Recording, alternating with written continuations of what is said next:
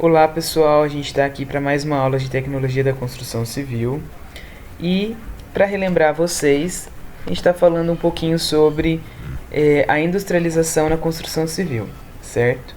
E para dar continuidade, a gente vai agora começar a discutir métodos construtivos que são considerados não convencionais, justamente porque eles se diferenciam dos métodos convencionais e conseguem trazer ou conseguem possibilitar o uso de estratégias e o uso de instrumentos que acabam industrializando a construção civil.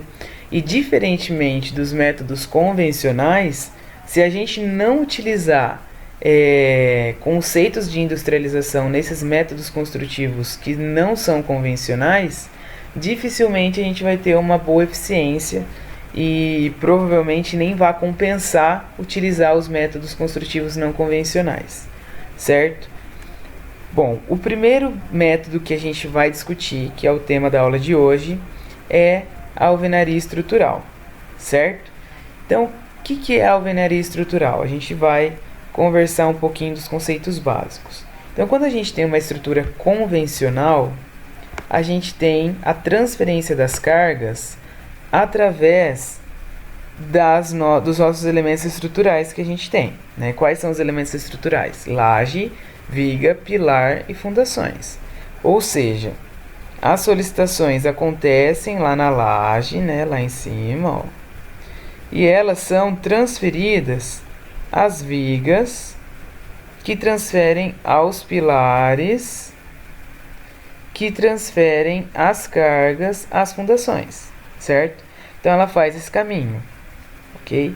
Nessas vigas intermediárias a gente tem o que?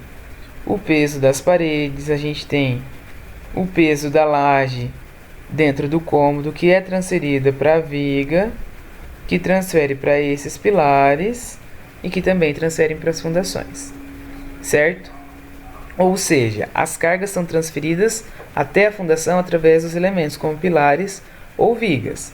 E as vedações, elas só têm o papel de fechar o ambiente, certo? Ou seja, essa paredinha aqui, ela não tem função estrutural. Ela está ali apenas para fechar o ambiente. Na alvenaria estrutural é diferente. Por quê? As paredes, ela tem também a função de suporte de cargas, tá? E não apenas suporte de cargas, como também transferência dessas cargas até as fundações. Então a laje recebe as solicitações e transfere essas solicitações, ó, através da parede. Então na alvenaria estrutural, né, que esse aí aqui é a alvenaria estrutural, a parede tem um duplo papel, que é a de vedação vertical e também suporte estrutural. E por ter essa característica de suporte estrutural, ela é considerada portante, né? Porque ela suporta as cargas e as tensões, tá bom? Então ela é dimensionada para isso, tá? E aqui a gente vê uma diferença já direto lá na edificação, uma diferença visual, certo? Então é possível observar por quê? Porque na alvenaria de vedação a gente consegue enxergar os elementos estruturais, né? Ó, o esqueletinho da obra. Na alvenaria estrutural já não é possível observar esse esqueleto. Por quê? Porque ela não tem pilar nem viga. Ela tem a laje, obviamente, e tem as paredes que são autoportantes, que são paredes estruturais, certo? Para a gente entender e compreender um pouquinho melhor de onde surgiu, a gente vai conversar agora sobre um breve histórico desse método construtivo, né, desse sistema construtivo, que não surgiu agora, né, muito pelo contrário. Ele se difundiu lá atrás, antes do século XX, certo? Lá nas construções suméricas, egípcias e romanas, certo? Então a gente tem aqui, por exemplo, o Coliseu, né, que é uma, aliás, vamos começar por essa figura aqui. Então aqui a gente tem a muralha da China, certo? Que é uma construção antiguíssima e que foi construída como proteção para uma guerra, e ela é toda em alvenaria estrutural, certo? Ela não tem pilar ou viga, a própria parede dela é a parede que suporta toda a estrutura, assim como o nosso Coliseu, certo? Que está lá em pé desde lá da época do Império Romano. Então, desde lá quando aconteciam, né, aquelas festas dos gladiadores e tudo mais do Império Romano, a gente já tinha o Coliseu e ele está em pé até hoje.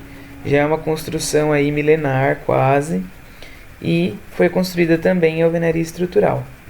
Além disso, a gente tem uma outra construção que também é alvenaria estrutural. Por quê?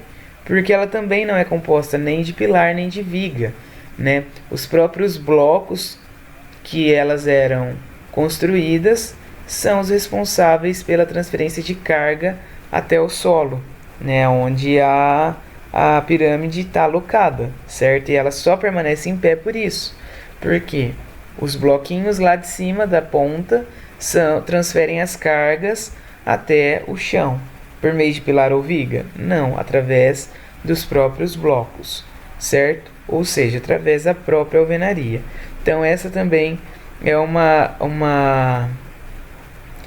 marco, né, para nós na construção, que inclusive até hoje é um mistério sobre como elas foram projetadas, né, principalmente, mas sabe-se que o sistema construtivo utilizado foi alvenaria estrutural, certo?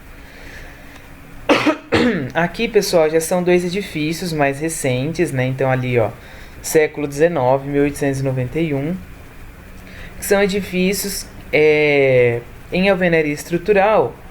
Só que, se a gente reparar, nós temos paredes muito grossas, principalmente na base do edifício, certo? Justamente por aquele motivo de que eu tenho aqui uma estrutura, um peso. Ele vai se tornando cada vez maior conforme a gente vai se aproximando da base, né? Ou seja, naturalmente a base tem mesmo que ser mais reforçada. Mas como não havia uma tecnologia, um estudo para esse método construtivo, que era a alvenaria estrutural, eram necessárias construção de bases muito espessas, certo? Então a gente tinha paredes muito grossas, elas chegavam a ter 2, 3 metros de espessura, né? Ou seja, ocupava um espaço tremendo que poderia ser utilizado como um ambiente, né, de dentro, e ele era apenas parede, certo? Então isso fez com que esse tipo de sistema construtivo não fosse mais aceito pela sociedade, que começou a utilizar já outros tipos de métodos construtivos que a gente tem até hoje, que é o concreto armado, por exemplo, ou até a construção em estrutura metálica, tá? Então aí, o que começou a acontecer? Edifícios de concreto armado, como esse aqui, por exemplo, ó, que é a construção do edifício Martinelli em São Paulo, e também o edifício Empire State, que são representações tanto do concreto armado quanto da estrutura metálica, começou a substituir esse método construtivo da alvenaria estrutural, certo? Justamente por ser mais eficiente, por utilizar estruturas mais esbeltas, né, que ocupavam menos espaço, principalmente nos primeiros andares do prédio, tá? E aí, por isso, a alvenaria estrutural ela começou a entrar em desuso, certo? E depois, a partir de 1950, métodos de cálculos, racionais para o dimensionamento correto da alvenaria estrutural passaram a ser desenvolvidos, certo? Para que lá depois de 1960 houvesse essa disseminação novamente da alvenaria estrutural, certo? Para que acontecesse essa disseminação, houve uma intensificação das pesquisas, criação de teorias fundamentadas em extensas bases experimentais, né, que a gente sabe que o processo de pesquisa ele é teórico, mas ele também tem que passar por simulações. Essas simulações, hoje em dia, elas são feitas a partir de softwares, mas na década de 60 a gente não tinha essa disponibilidade. Então, o experimento ele era feito fisicamente. Hoje em dia a gente também tem esses experimentos físicos, mas antigamente eles eram muito mais comuns, certo? Então aí houve um esforço de engenheiros e projetistas, né, para que houvesse esse estudo e baseado em métodos científicos, né, para aí conseguir ser utilizado, conseguir ser fabricado os materiais que precisariam ser para que a alvenaria estrutural fosse de fato concebida, certo? Para que então pudesse haver aí progressos nas técnicas de execução a partir das experiências vivenciadas nos empreendimentos que estavam sendo construídos, certo? Se eu não construo, eu não consigo avançar na prática, certo? Por isso que a intenção é justamente ir melhorando continuamente, tá? No Brasil, houve essa disseminação a partir dos anos 80, tá? Então, iniciou-se a fabricação dos blocos cerâmicos específicos para alvenaria estrutural. Por que específicos? Porque eles têm que ter uma característica estrutural. Eles têm que ter ali um reforço na resistência do bloco, tá? Para que aí fossem construídos os primeiros edifícios em alvenaria estrutural aqui no nosso país, certo? E depois disso foi reconhecido como um processo construtivo bastante eficiente e racional, certo? Então aí já foram percebidas aí conceitos novos sendo empregados na construção civil. E que conceitos são esses? O conceito de industrialização, certo? Porém, por uma falta de experiência ou por por ser algo novo mesmo, algumas patologias foram aparecendo, certo, nesses edifícios. Então, por falta de experiência e por falta de conhecimento, algumas coisas que precisavam ser melhoradas foram aparecendo a partir das primeiras construções, certo? Por isso, por ter esse tipo de problema e por apresentar esses tipos de patologias que não eram resolvidas, esses edifícios eles eram utilizados para população de baixa renda, para construção de edificações de baixa renda, certo? Já que a população que detinha recursos financeiros e às vezes mais conhecimento, mais exigência em relação ao produto, né, da construção civil, por ter essas patologias acabavam não aceitando esse tipo de método construtivo, certo?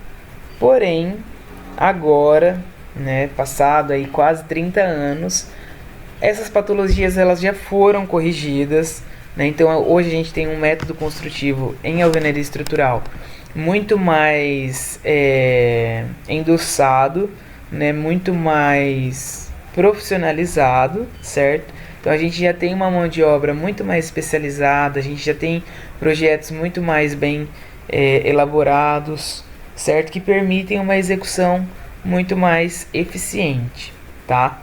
Então esse aqui, por exemplo, é o edifício Fit Terra de 20 pavimentos em alvenaria estrutural que foi construído aqui em Londrina, certo?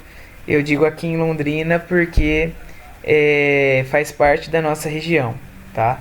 Em 2016. Então esse já não é um edifício de baixo padrão, certo? Pelo contrário, ele é um edifício de médio padrão. E ele tem 20 andares e foi todo construído em alvenaria estrutural, certo?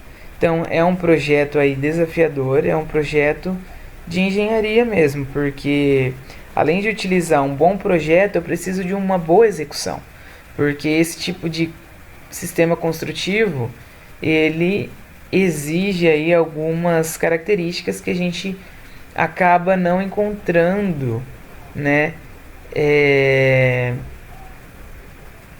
com uma certa disseminação no nosso mercado de trabalho, né? Então, é realmente uma obra de arte, certo? E é possível sim, então, prova, né, que é possível construir pavimentos de qualidade, viável economicamente, a partir de um método construtivo não convencional, certo? Então essa é a primeira parte da nossa aula e a gente continua no próximo vídeo.